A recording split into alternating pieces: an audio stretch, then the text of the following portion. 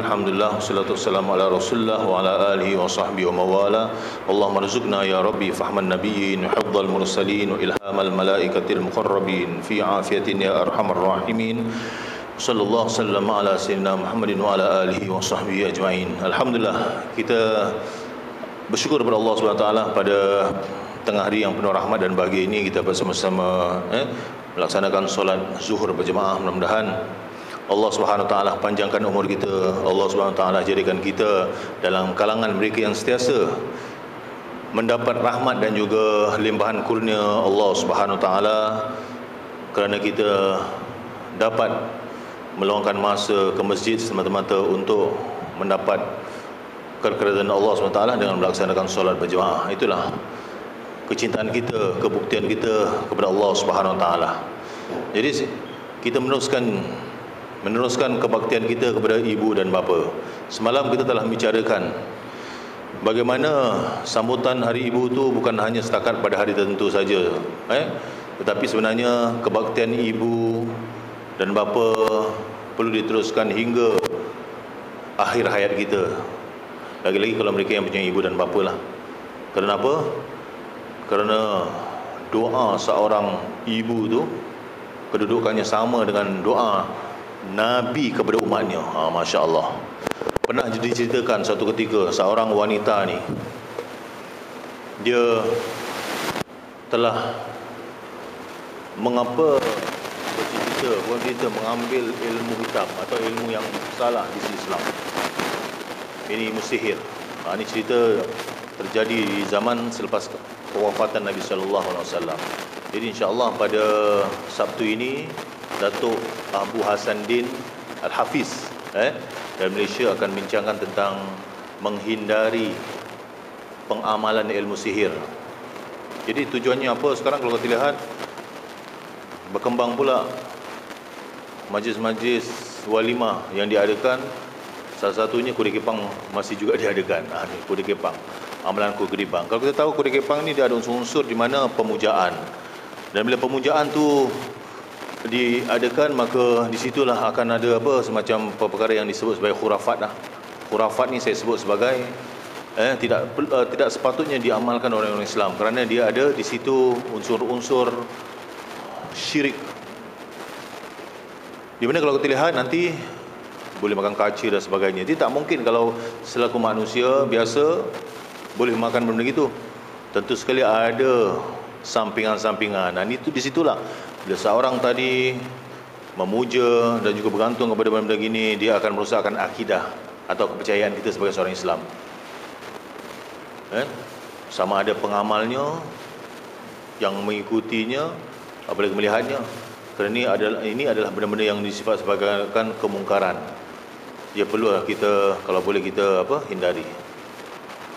Dan sebenarnya kalau kita lihat fatwa sendiri dari pejabat mufti ataupun daripada Majlis Agama Islam ini mengatakan bahawa sungguhnya pengamalan Kuda Kepang ataupun pemujaan itu sudah diharamkan.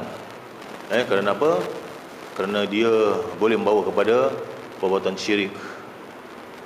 Dan inilah yang perlu kita atasi dan membasmi. Jadi kalau kita lihat, bukan itu saja. Dan bila kita percaya kepada bomoh di situ, kita pergi kepada dukun untuk berobat dan sebagainya, ia boleh merosakkan akidah kepercayaan kita. Malahan ada sebuah hadis mengatakan, kalau kita datang saja ke tempat itu, berjumpa dengan ahli tukang sihir ni, 40 hari amalan kita tidak terima oleh Allah SWT. Nauzubillah min zalik. Apa lagi kita percaya apa yang disampaikan oleh dukun atau bomoh tadi. Nauzubillah, boleh kita keluar dari Islam. Inilah salah satu beratnya bila mana seorang tidak bergantung kepada Allah Subhanahu Wa Taala. Kita selaku orang mukmin, orang beriman, hendaklah kita percaya dan bergantung kepada Allah Subhanahu Wa Taala, di mana Allah Subhanahu Wa Taala menjadikan segala-galanya, dan takdir penentuan Allah Subhanahu Wa Taala sajalah yang wajib kita percayai. Itulah salah satu daripada iman, rukun iman. Yang ini salah satunya iman kepada Allah SWT dan iman percaya kepada takdir buruk baik datang dari Allah SWT. Maka sebab itulah kita kena berhati-hati dalam kehidupan ini. Jadi dosa syirik tadi adalah lebih besar kerana dia mengaitkan kita dengan Allah Subhanahu Wa Taala. Kerana bila mana seorang tidak bertaubat sebelum dia meninggal, ditakuti. Ini dah ditakuti kata Rasulullah SAW, amalannya tidak diterima oleh Allah Subhanahu Wa Taala kerana dia ada melakukan perkara yang disebut sebagai syirik, iaitu menduakan Allah Subhanahu Wa Taala. Selalu kita sebut la ilaha illallah, tiada Tuhan disembah melainkan Allah, wahdahu, dia yang satu, Tuhan yang satu, la syarikalah, tiada sekutu baginya, lahul mulku, baginya, bagi Allah SWT mulku, kerajaan, langit dan bumi semua diatur oleh Allah, semua diuruskan oleh Allah. Walaupun Allah menciptakan makhluk-makhluk ini, tetapi sebenarnya mereka ini tidak boleh kita bergantung kepada mereka. Jadi insya-Allah kalau ada kesempatan, hadirlah majlis ini supaya kita dapat tahu mengapa larangan itu dilarang dalam kita mengamalkan, ataupun mereka-mereka yang mengamalkan ilmu sihir ini, ataupun kita sebut sebagai tangkal, lagi saka dan sebagainya, nauzubillah. Jadi kalau kita dah tahu, kita cuba obati atau kita cuba hindarkan. Pada cerita yang belum saya selesaikan tadi, seorang wanita, perempuan tadi, dia berurut-urut mengambil ilmu sihir kerana menundukkan suaminya. Itu dia. Jadi urut-urut tadi dia mencarilah, bukan urut, bercari untuk mempelajari ilmu tersebut. Tiba-tiba dia dapat berjumpa dengan seorang, sebut sebagai perempuan yang ada ilmu sihir tadi. Jadi perempuan itu pun mengajak perempuan ini ke satu tempat. Tiba-tiba datang, di depannya ada 2 ekor anjing berwarna hitam. Jadi anjing 2 hitam ni ditunggangi oleh wanita ini dan juga perempuan yang mengajak untuk mempelajari ilmu sihir tadi. Jadi mereka menaiki, tiba-tiba anjing itu berlepas pergi, tiba-tiba sampai di suatu tempat yang bernama, negeri yang bernama Iraq. So bayangkan tinggal di Mekah sampai di Iraq. Bila sampai di sana, perempuan dan juga 2 anjing tadi terus tidak kelihatan. Perempuan ini jalan, satu tempat ternampak 2 lelaki yang tergantung, kakinya di atas, kepala di bawah. Maka bila si perempuan tadi bertemu dengan 2 lelaki tadi, apa tujuan kamu datang ke sini? Dia mengatakan, perempuan itu tadi mengatakan, sesungguhnya kedatanganku ini untuk mempelajari ilmu sihir. Maka kedua lelaki tadi berkatakan, pulanglah, kerana ilmu yang kau nak pelajari ini tidak memberi manfaat pada kau, malahan akan memudaratkan kepercayaan dan juga akidah. Ini dan sebuah riwayat dah. Lalu perempuan ini berkata, tidak, aku nak belajar juga. Tahukah siapa lelaki tadi? Inilah riwayat mengatakan, lelaki ini adalah yang tergantung kakinya di atas, kepalanya di bawah. Mereka ini berdua ini adalah disebut sebagai Ya'jud wa Ma'jud. Jadi kalau betul kau nak belajar, kau pergi suatu tempat, di situ ada umbun-umbun api. Dan di sana, bila kau sampai di sana, hendaklah engkau membuang air kecil atau kencingkan tempat itu. Jadi perempuan itu pun bila mendengar kata-kata si lelaki yang tergantung tadi, kepala di atas, dia pun terus pergi ke tempat itu. Sampai di sana, dia rasa macam berat untuk melakukan apa yang telah disuruh oleh 2 lelaki tadi. Maka dia berpatah balik, berjumpa dengan lelaki yang tergantung tadi. Akhirnya kedua lelaki tadi mengatakan, kau dah buat? Sudah. Apa yang kau nampak? Tak nampak apa-apa. Kau jangan bohong.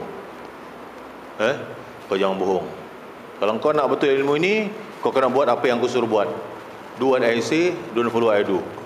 Do what I say maknanya suruh apa yang aku buat, kau pasti akan nampak. Tiba-tiba perempuan tu pun pergi kembali ke tempat umbun-umbun api tadi. Ndak tanda, akhirnya dia pun lakukan apa yang disuruh oleh kedua lelaki tadi.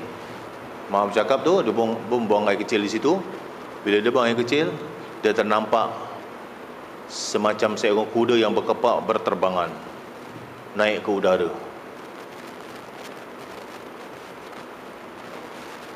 Bila lihat, dia pun bertemu dengan siapa? Dua lelaki tadi. Kau dah buat sudah. Apa yang kau lihat? Aku kelihatan dua ekor kuda berkepak sedang keluar. Kau tahu itu apa? Maka perempuan itu tak tahu. Aku tak tahu apa yang aku lihat tadi. Itulah iman kamu. Iman kamu telah keluar daripada dada kamu. Jadi orang yang mempelajari ilmu sihir sebenarnya dia menggadaikan imannya. Bermakna imannya sudah keluar daripada hatinya. Nauzubillah min zalik. Ada kena menggadaikan imannya tadi. Jadi supaya kita lihat di sini begitu dahsyat sekali kepercayaan atau mempelajari ilmu sihir tadi. Baik, selepas dia dah lakukan itu, dia nak cuba ilmu dia. Nak cuba. Dia ambil biji gandum dia letakkan, dia dalam fikirannya dia nak jadikan dia sebagai apa? Tepung. Tiba-tiba kata orang tu biji gandum tu menjadi gandum, sudah diuji sudah diuli tepung tadi, tiba-tiba air datang menjadikan apa? Gandum tadi akhirnya diuli, terus tiba-tiba menjadi roti. Jadi dia proses secara kejadian apa? Daripada ini terjadi sendiri di depan mata dia. Jadi bermakna ilmu tu dah jadilah, senang cakap. Tiba-tiba dua ekor anjing tadi hadir di situ, dan mereka pun, si perempuan tu pun ada di situ, dan mereka naik, tiba-tiba sampai di Mekah. Dia punya ilmu sihir tadi yang dipelajari tadi. Jadi daripada ilmu yang dia pelajari tadi, dia boleh buat apa yang dia suka. Tiba-tiba selepas lama dia melakukan itu, dia merasa kesal di atas perbuatan yang dia lakukan tadi, ilmu yang dipelajari tadi. Jadi dia pun nak bertemu dengan Rasulullah. Dalam ketika dia balik daripada Mekah tadi, rupa-rupanya ketika itu para sahabat, keluarga Rasulullah dalam kesedihan kerana Rasulullah SAW sudah pun wafat atau meninggal dunia. Jadi tak berkesempatan untuk berjumpa dengan Rasulullah SAW. Jadi perempuan ini pun berjumpalah dengan Siti Aisyah radhiyallahu anha untuk mendapatkan pandangan dan juga panduan kerana dia dah tersalah mengambil ilmu sihir tadi. Maka Sayyidatina Aisyah pun tak boleh buat apa. Tapi bila bertanyakan tentang para sahabat, seorang sahabat yang bernama Ibnu Abbas ataupun Abdullah bin Abbas, seorang sahabat Rasulullah yang merapat Rasulullah, punya cadangan dan pandangan. Engkau punya bapa? Tak. Engkau punya ibu? Pun tidak. Kerana ibu kamulah, selaku ibu tadi, doanya setahap dengan doa seorang Nabi kepada umatnya. Atau ibu tadi, ya mohonlah doa. Kalau kamu punya ibu tadi, mohonkan doa keampunan dari Allah SWT, insyaAllah. Itulah kan kita sebut sebagai keramat seorang ibu tadi. Jadi kalau kita ni ada ibu-ibu, jangan kita sia-siakan. Mohonlah doa ibu kita, kerana ibu kita ni boleh dikatakan wali kepada kita. Doa-doanya, kalau seorang ibu tadi doa kepada anaknya, insya-Allah dimakbulkan oleh Allah Subhanahu Wa Taala. Tengok sama ada doa tu baik atau buruk, pasti dikabulkan. Ini satu cerita yang boleh kita jadikan. Jadi bermakna dia tak dapat jumpa. Jadi sebab itu perbuatan ataupun amalan syirik, sihir tadi boleh membawa pada dosa yang besar. Maka jauhilah. Jauhilah. Sama kita berjumpa, sama ada kita mengamalkan ini semua dilarang oleh Allah Subhanahu Wa Taala sama sekali. Allah tidak restu. Wa'budullah, adalah kamu sembah kepada Allah, wala tusyriku bihi syai'a, dan janganlah kamu menyekutukan dia ni Allah SWT, wabil walidaini ihsana, dan kepada kedua ibu bapa hendaklah kamu berbuat baik. Tengok tu, dengan Allah jangan syirik, jangan kedua ibu bapa jangan kamu durhakai, berbaik. Katakan itu sudah dosa, apalagi lebih dari itu. Wala taqul lahuma uffin, janganlah kamu berkata kepada ibu bapa kamu dengan sebutlah nama ibu kita dengan sebaik-baiknya, ya. Kerana saya juga nak bawa satu sejarah seorang yang bernama Juraij. Dia ni orang alim besar, orang ahli ibadah kepada Allah Taala. Dia membuat rumah di sebelahnya, dia buat ibadah, tempat ibadah yang dia taqarrub ilallah kepada Allah Subhanahu Taala. Saat ketika dia sembahyang, cuma ibunya panggil dia, Juraij, ni sembahyang ni, dia sembahyang sunat ni, dia lagi taqarrub kepada Allah, tak tahulah sembahyang tasbih ke sembahyang apa. Maka hukumnya, bila mana seorang ibu atau bapa tadi memanggil kita sedangkan kita lagi sembahyang sunat, dia suruh batal. Lain kalau kita sembahyang fardu. Maka si Juraij ni berkata-kata dan begini, kalau aku batalkan, macam mana aku lagi sembahyang? Kalau aku tak jawab, dia teruskan sembahyang juga. Tiba-tiba ibunya berkata-kata, kelak Juraij ini akan difitnah oleh seorang perempuan. Doa seorang ibu tadi, aku panggil kau tak sambut. Sebab itu kalau ada ibu-ibu yang mendoakan kebaikan, mintalah jangan didoakan yang tidak baik. Kerana itu juga sebagai satu doa dan boleh membawa kepada pengabulan dari Allah Subhanahu Wa Taala. Jadi pendekkan cerita, si Juraij ini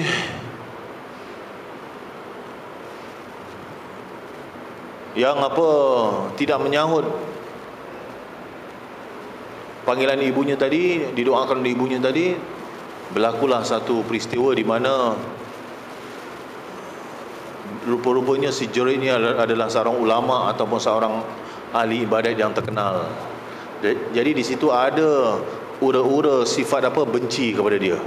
Jadi ada sekumpulan mereka ni telah mencadangkan supaya ini kehendak Allah Taala, supaya Juraij ini dijatuhkanlah dengan cara menggoda dia. Jadi mereka ni menghantar perempuan yang cantik untuk menggoda si Juraij ini. Dia perempuan ini pun ketuk pintu masuk dalam bilik si Juraij. Apa yang dia lakukan? Dia berdansa di depan Juraij. Dia buka pakaiannya. Juraij ni ibadah ni, tak pedulikan. Lepas satu pakaian sampaikan tidak ada surat benang pun pakaian. Tapi Juraij dengan iman yang kuat dan juga iman yang teguh, dia mengatakan, wahai perempuan, janganlah kau mengganggu aku. Sedangkan Juraij ni belum rumah tangga. Cuba-cubalah kalau saya tanya tuan-tuan haji bila berpandangan itu macam mana? Tentu sekali dia cabaran. Kalau haji masuk macam mana?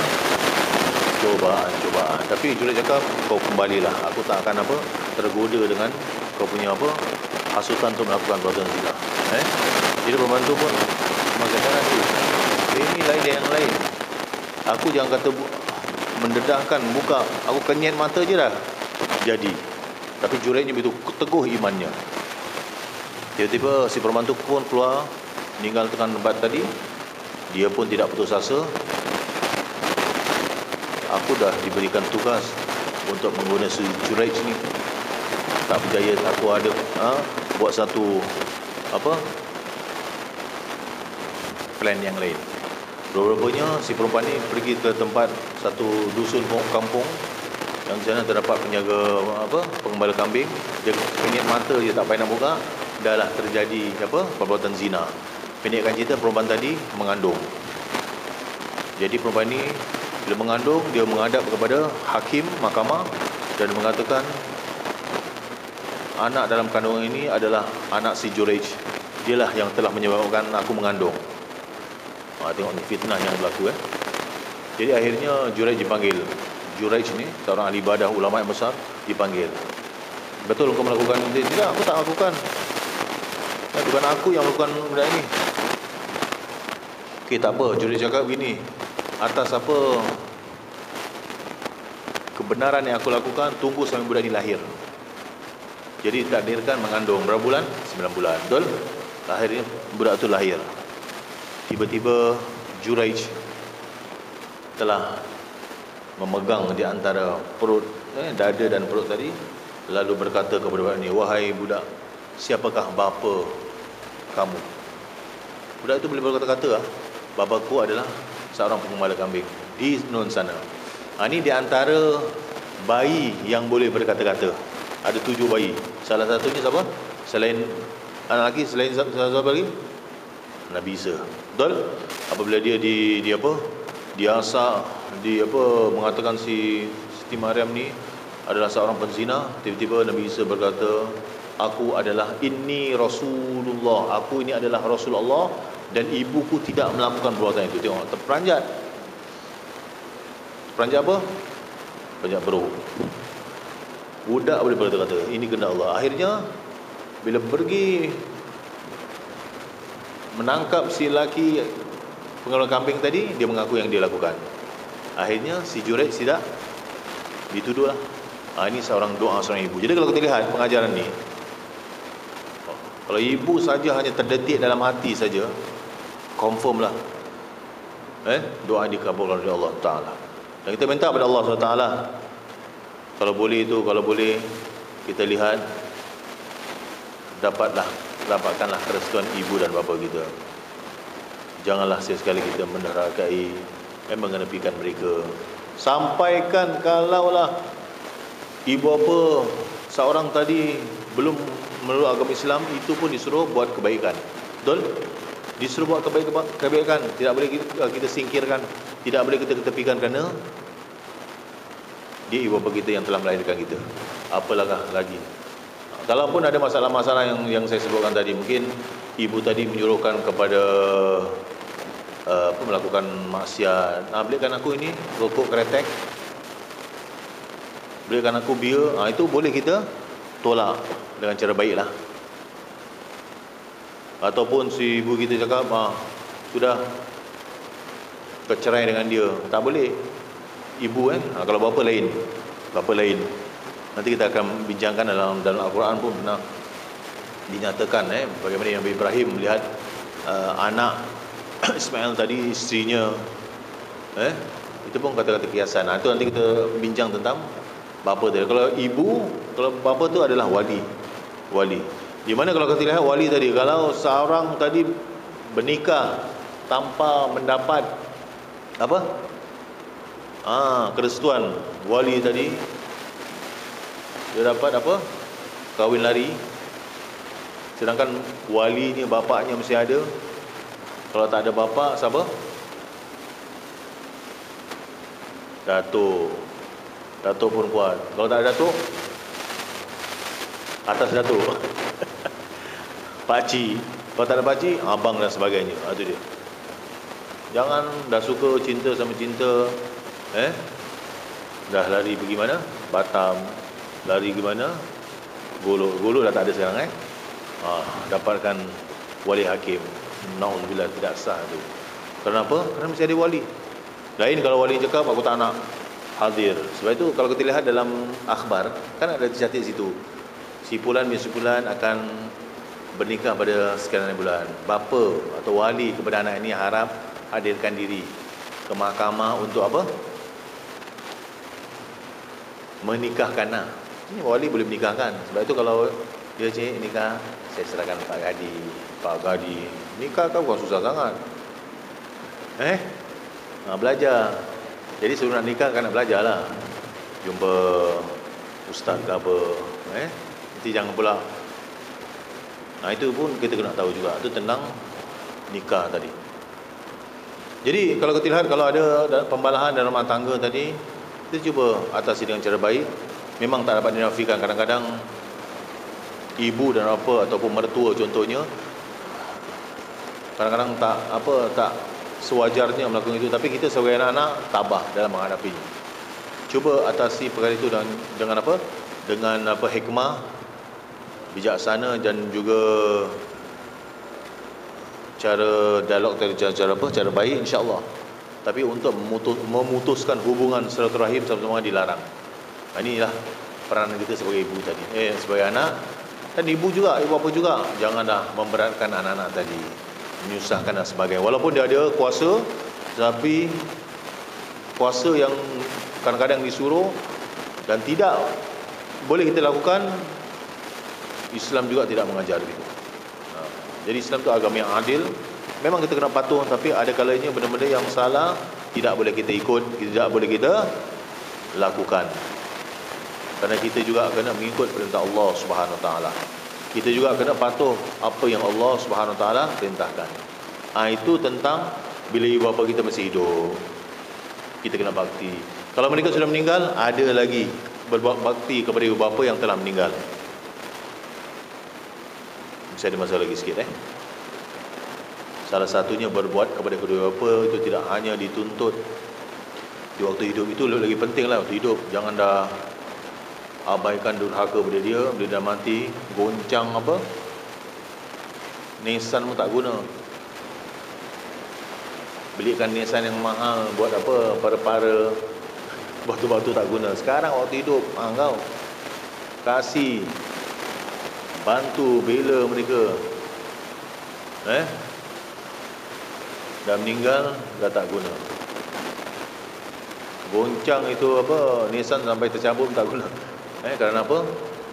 Ibu kita sudah meninggal. Kita minta keberkatan supaya ibu kita tadi memaafkan kita. Pandang muka ibu saja, Masya Allah, sudah dapat pahala, dapat doa. Pandang, tolaklah kan, tak pandang ni. Bila balik tentang taat kita kepada ibu bapa yang telah meninggal dunia, salah satunya ialah mereka yang telah meninggal dunia, tapi dalam waktu hidupnya mereka juga menjalankan tanggungjawab. Hendaklah kita menunaikan solat jenazah. Sebaiknya anak tadi pimpin. Itulah penghormatan yang terakhir. Suruh Pak Imam, Pak Ustaz. Tapi kalau anak tadi, itu the best. Kurang susah sangat, tak ada rukuk sujud, Allahu Akbar, Allahu Akbar, dah best. Kalau tak nak doa, okey, serahkan pada Ustaz ataupun Imam tadi.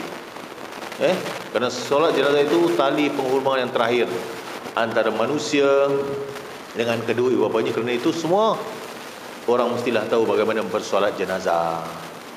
Yang kedua, berdoa untuk ibu bapa. Jangan lupa setiap hari kita berdoakan walaupun masih hidup. Rabbighfirli, cuba ikut, wal walidayya warhamhuma kama rabbayani saghira. Maknanya surah apa nak kena gelap.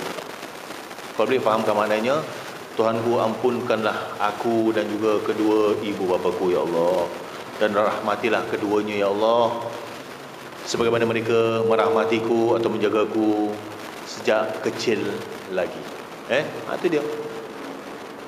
Itu doakan, jangan lupa lepas sembahyang, bacakan Al-Quran untuk hadiahkan. Ini semua akan sampai insya-Allah kepada ibu bapa kita. Menunaikan hutang yang mungkin ditinggalkan oleh kedua bapa. Kalau mereka ada hutang, kita kena jelaskan. Kalau kita ada hutang, settlekan. Jangan pula kita tunggu nanti anak aku settlekan. Kalau tak settlekan, jawab pasal sana. Kalau boleh jangan hutang lah. Pasal apa orang yang hutang ni, rohnya ni masih terapung-apung. Itu yang berat tu, hutang. Tapi kita tak dapat elakkan aja. Rumah hutang, kereta hutang. Tapi kalau tak perlu, jangan naik kereta. MRT ada, motor ada. Motor, kereta hutang. Lagi apa hutang? Apa? Itu dah jangan lah. Itu dah terkeluar ring ni je. Menunaikan janji mereka. Kalau ada janji, kita janjikan kepada kaum kerabat, teman kerabat handai, dan sangat besar pahalanya kalau kita tunaikan. Meskipun ini tidak wajib lah kalau ada janji yang telah tinggalkan, tapi yang tidak memberatkan lah. Jangan pula janji tadi, wasiat tadi pun juga melaksanakan wasiat atau pesan yang tidak melanggar hukum agama Islam. Kalau ia berhubungan dengan wang, dengan syarat mereka ada meninggalkan wang dan sesuai dengan peraturan Islam dan perwarisan. Ini pembahagian hukum harta faraid tadi. Kalau tidak meninggalkan apa-apa, tidak wajib anak mengeluarkan dari hartanya. Kalau tak hutang, okeylah. Kecuali dengan sukarela tadi, dan pahalanya tentu besar. Ya, kalau ibu tadi, apa tadi tak puasa tak puasa sebab dia bukan tak puasa ini, dia sakit dan sebagainya, kita kena keluarkan fidyah. Jangan kita buat bodoh je. Itu dosa kita tertangguh pada dia tak nak puasa, bukan dia yang tak nak puasa, tapi kerana ada sebab-sebab tertentu. Dan yang terakhir, memuliakan teman dan sahabatnya. Seperti membantunya dan menghadiahkan. Kalau kita tahu bapak kita, ibu kita ada sahabat yang rapat, kita kadang-kadang ziarah ataupun berikan bantuan. Dan jangan lupa memperhubungkan silaturahim yang biasa diperhubungkan di waktu hidupnya, seperti kaum kerabatnya, keluarga yang dekat, apatah lagi yang jauh. Inilah salah satu daripada kebaktian kita kepada ibu bapa yang telah meninggal dunia, apatah lagi mereka yang masih hidup. Mudah-mudahan kita disebut sebagai anak yang soleh, bukan anak yang toleh atau anak masaleh. Toleh ni anak derhaka. Kadang-kadang saya tengok kubur tu yang diziarahi tu, sampaikan pokok apa, dah membenamkan kubur arwah ni tadi. Sampai gitu sekali. Bila anak-anak tadi tidak menziarahi kubur apa, itu pun salah satu kita ziarah kubur apa kita tadi, kita doakan. Kalaupun apa lalang-lalang disuruh potong. Sekarang dah 15 tahun dah dipindahkan ke mana? Flat 8 bilik. Mana tahu sekali di masa buat sini satu ini tak dicakap bang, Allahu a'lam bissawab. Jadi itulah keadaan kita. Tak apa kalau dah 15 ini dah 8 apa lot dan sesuatu, doakan sajalah semua yang ada. Tapi itulah salah satu, kita kena ziarah juga kubur sana. Jangan buat bodoh je. Supaya kita ni disebut sebagai, sesungguhnya di antara setinggi-tinggi kebaktian, kata Rasulullah SAW, iaitu seorang yang menyumbang dan juga menyambung hubungan baik teman-teman ayahnya setelah sang ayah meninggal dunia. Jadi itulah salah satu, mudah-mudahan kita ini termasuk salah satu kriteria daripada anak-anak yang soleh. Wallahu a'lam bissawab. Bismillahirrahmanirrahim. Subhanakallahumma wa bihamdika nasyhadu an la ilaha illa anta nastaghfiruka wa natubu ilaik. Sallallahu wasallam ala sayyidina Muhammad walhamdulillahirabbil alamin. Taqabbalallahu minna wa minkum.